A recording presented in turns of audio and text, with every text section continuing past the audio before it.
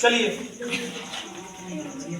Previous year question का हम लोग 2013 का 5 नंबर में चलते हैं। ठीक है, यहाँ देखिएगा, ये भाई जो है आपको छोड़ने वाले नहीं है। ये कह रहे हैं दो समरूप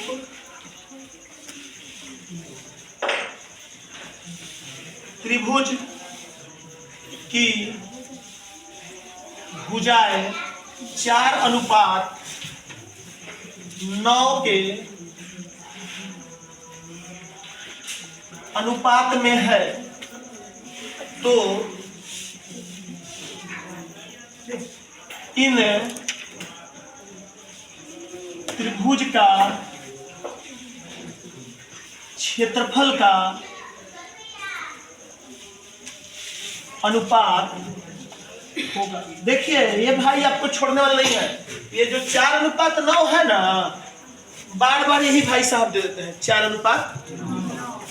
तो जब दो को समरूप त्रिभुज होगा, उसका जब भुजा का अनुपात दिया हो और त्रिभुज का क्षेत्रफल का अनुपात निकालना हो, हमारा ऑब्जेक्टिव क्वेश्चन है, ज्यादा दिमाग नहीं लगाना है। भुजा का स्क्वायर का क्या कर देना है, स्क्वायर। भुजा का स्क्वायर का स्क्वायर। 4 का स्क्वायर किए तो 16 और 9 का स्क्वायर किए तो 81। 16:81 किस ऑप्शन में है बताइए? सी में है। आपका सी नंबर आंसर हो गया। समझ में आ रहा है? अगला 6 नंबर क्वेश्चन को हम लोग देखेंगे, प्रीवियस ईयर 2013 में का। कह रहा है कि किसी द्विघात समीकरण, किसी द्विघात समीकरण के विवेचक का मान 0 से बड़ा होने पर दोनों मूल होंगे। तो मैं आपको बताया था कि डी का मान यानी विवेचक का मान 0 से बड़ा हो तो क्या होता है, वास्तविक एवं भिन्न होता है। देखिए तो कहीं ऑप्शन दिया है, कहाँ दिया है ऑप्शन? वास्तविक एवं भिन्न होता है, यानी कि जब 0 से बड़ा हो तो। जब 0 से छोटा हो तो क्या होगा, काल्पनिक होगा। डी का मान 0 से असंभव नहीं होगा। फिर मैंने कंडीशन लिखवाया था, यानी विवेचक का मान सुबह के पेड बैच में क्लास में, कि डी का मान 0 के बराबर होगा तो क्या होगा, वास्तविक होगा। और क्या होगा, समान होगा। क्या ये तीनों क्या, तो मूल। क्या मूल, या इसी मूल को हम क्या कहते हैं? द्विघात समीकरण में कई मूल होता है, बोलिए तो? 2। कई मूल होता है? नाम बताइए उन लोगों का। अल्फा और बीटा। समझ में आ रहा है सबको? अब चलिए बाबू हम लोग 7 नंबर की ओर चलते हैं। ठीक है, 7 नंबर क्वेश्चन कर रहा है 9 sec square theta -9 tan square theta बराबर है।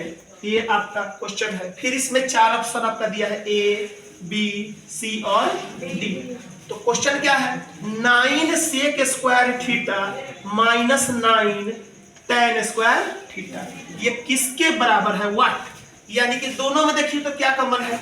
9 कॉमन है ना?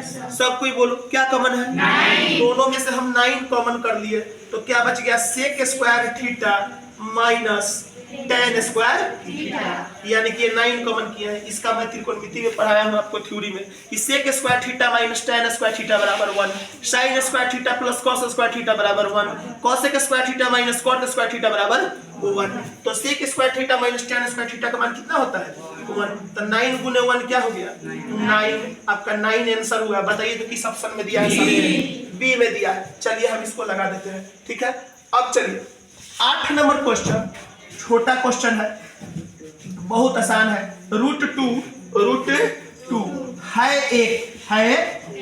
Option number A, option number B, option number C, option number D. बाहर के बच्चा टारगेट कंपनी का साल वाइज वाला क्वेश्चन बैंक खरीद लीजिएगा।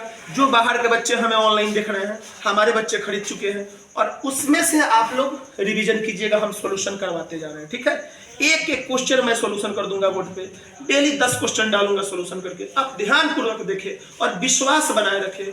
आपका मैथमेटिक्स जो कमजोर होगा ना, मैथ से जो डर लगता है, डर भाग जाएगा, मैं गारंटी देता हूं। और आप मैथ में नहीं फेल कीजिएगा। सिर्फ आप साल भर नहीं भी पढ़े, मैथ कम भी बुझा रहा है, तो आप मेरा क्वेश्चन बैंक का सॉल्यूशन सिर्फ देखिए यूट्यूब, और मैथ का आप टेंशन छोड़ दीजिए, ठीक है। और रटने वाली चीज नहीं, समझिए एक लाइन को। चलिए, √2 है ए, तो ऑप्शन नंबर ए में कह रहा है परिमेय संख्या, दूसरा नंबर अपरिमेय संख्या, तीसरा नंबर प्राकृतिक संख्या, चौथा नंबर इनमें से कोई नहीं। मैं आपको पढ़ाया था √2, √3, 3 + 2 √5, 3 + √3, √3 - 1, ये सब चीज को मैं क्या लिखवाया था? क्या लिखवाए थे? अपरिमेय संख्या। क्या लिखवाए थे? अपरिमेय संख्या। अपरिमेय वाला ऑप्शन कौन है? बी आप लगा लीजिएगा। कोई दिक्कत? कोई दिक्कत? 9 नंबर क्वेश्चन इसी में दिया है बाबू, देखिए यहाँ पे 9 नंबर क्वेश्चन कर रहा है, दो परिमेय संख्या के बीच अधिकतम कितने परिमेय संख्या होता है। मैं क्वेश्चन लिख दे रहा हूँ, जो बच्चे के पास अभी किताब नहीं होगा, अभी बोर्ड पर से लिखेंगे।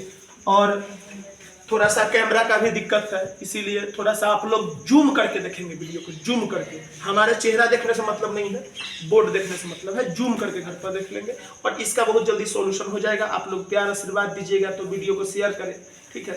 और आप चाहिएगा तो 2 से 10 वीडियो में आप हमको प्यार आशीर्वाद दे दीजिएगा, तो फिर मोबाइल भी खरीदा जाएगा, बोर्ड भी खरीदा जाएगा, ठीक है। तो चलिए यहाँ पर तो कह रहा है कि दो परिमेय संख्या के बीच में, दो परिमेय संख्या के बीच में, दो परिमेय संख्या के बीच में अधिकतम कितने परिमेय संख्या होता है? अधिकतम कितने